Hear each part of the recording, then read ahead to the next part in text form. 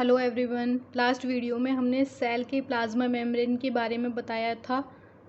आज की वीडियो में भी हम प्लाज्मा मेम्ब्रेन के बारे में ही डिस्कस करेंगे और साथ में सेल वॉल के बारे में भी बताएंगे। ओके, तो लास्ट वीडियो में हमने ये बताया था कि प्लाज्मा मेम्ब्रेन को सेल मेम्ब्रेन भी कहते हैं और प्लाज्मा मेम्ब्रेन यानी कि सेल मेम्ब्रेन आउटर कवरिंग होती है सेल की।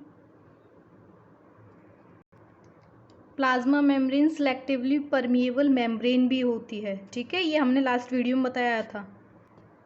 ओके, तो शुरू करते हैं। Movement of substance through plasma membrane. Plasma membrane के थ्रू सब्सटेंस का मूवमेंट होना। ठीक है, तो डिफ्यूज़न प्रोसेस के ज़रिए होता है, एक होता है ऑस्मोसिस के ज़रिए। ठीक, तो डिफ्यूज़न क्या होता है? The spontaneous movement of a substance from high concentration region to low concentration region, यानी कि सब्सटेंस का जो स्पॉन्टेनियस मूवमेंट है वो हाई कंसंट्रेशन रीजन से लो कंसंट्रेशन रीजन की ओर मूवमेंट करता है। जैसे कि मान लीजिए कोई हमारे पास एक सेल है, ठीक है, ये आउटसाइड है सेल के, ये इनर साइड है, ठीक है, इनसाइड है।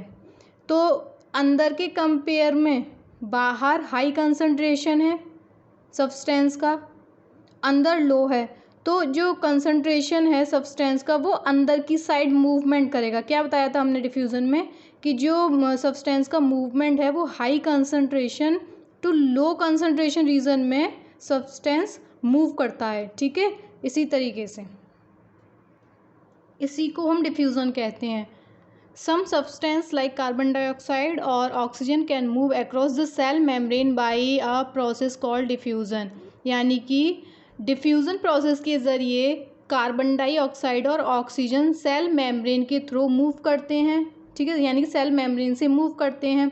Cell also obtain nutrition from the environment. Cell जो होता है वो इन्वायरमेंट से अपना न्यूट्रिशन ऑब्टेन करता है। अब ऑस्मोसिस की बात करते हैं, तो ऑस्मोसिस क्या होता है? The movement of water molecule through selectively permeable membrane is called osmosis. Osmosis क्या होता है? यानी कि वाटर मॉलिक्यूल का मूवमेंट सेलेक्टिवली परमिएबल मेम्ब्रेन के थ्रू होता है, उसी को हम ऑस्मोसिस कहते हैं। ठीक है, तो प्लाज्मा मेम्ब्रेन के थ्रू सब्सटेंस का मूवमेंट दो तरीके से हो गया, एक तो डिफ्यूज़न के ज़रिए एंड दूसरा ऑस्मोसिस के ज़रिए। ठीक है, अब आता है types of solution on the basis of concentration. अब कंसंट्रेशन के बेसिस पर हम सॉल्यूशन के टाइप बताएंगे। तो यहाँ 3 टाइप दिए हुए हैं: hypotonic solution, isotonic solution and hypertonic solution. ठीक है, यहाँ दिया हुआ है, ये डायग्राम दिख रहा होगा छोटा सा, यहाँ पर ये सेल दिया हुआ है, ये एक्स यानी कि बाहर का एरिया है, ये अंदर का एरिया है सेल के। तो यहाँ पर ये कहना है कि बाहर के कंपेयर में सेल के अंदर कंसंट्रेशन की मात्रा कम होगी, कंसंट्रेशन कम होगी सब्सटेंस की।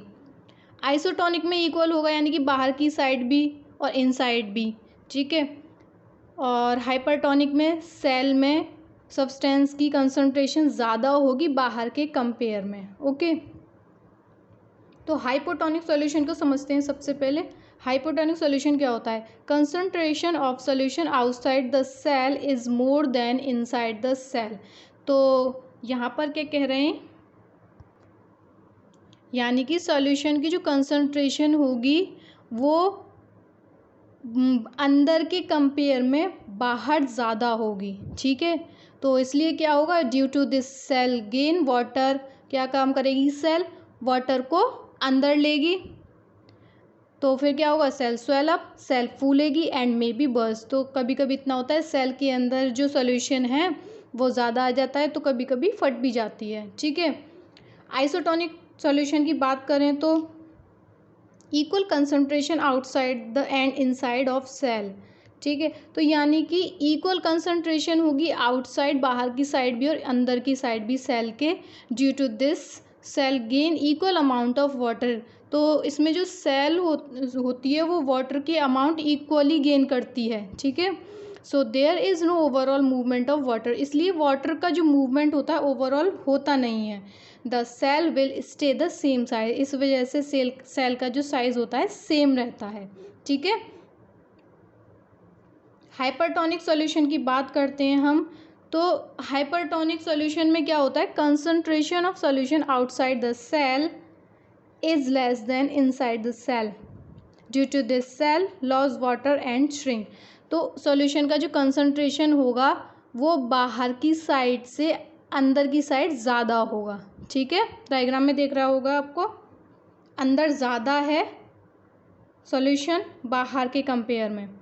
तो इस वजह से क्या होगा, सेल जो होगा वाटर को लॉस करेगा, ठीक है। तो इस वजह से क्या होगा, जो सेल होगी वो श्रिंक हो जाएगी, यानी कि सिकुड़ जाएगी। अब आता है इसमें सेल वॉल, ठीक है। आपको इस डायग्राम में सेल वॉल दिख रहा होगा, ये ठीक है। ये भी आउटर कवरिंग होती है प्लाज्मा मेम्ब्रेन की तरह। ये क्या काम करती है, जितनी भी सेल ऑर्गेनेल्स होती हैं उनको प्रोटेक्ट करती है। Cell wall is another rigid outer covering in addition to the plasma membrane found in plant cell. तो सेल वॉल जो होती है वो अनदर रिजिड आउटर कवरिंग होती है प्लाज्मा मेम्ब्रेन की तरह, ये प्लांट सेल में पाई जाती है, ठीक है। The cell wall lies outsides the plasma membrane. Cell wall जो होती है प्लाज्मा मेम्ब्रेन के बाहर पाई जाती है। The plant cell wall is mainly composed of cellulose. Plant cell wall जो होती है, प्लांट सेल वॉल की बात कर रहे हैं यहाँ पर, तो वो सेल्यूलोज की बनी हुई होती है। Cellulose is a complex substance which provides structural strength to plants. Cellulose एक कॉम्प्लेक्स सब्सटेंस होता है जो प्लांट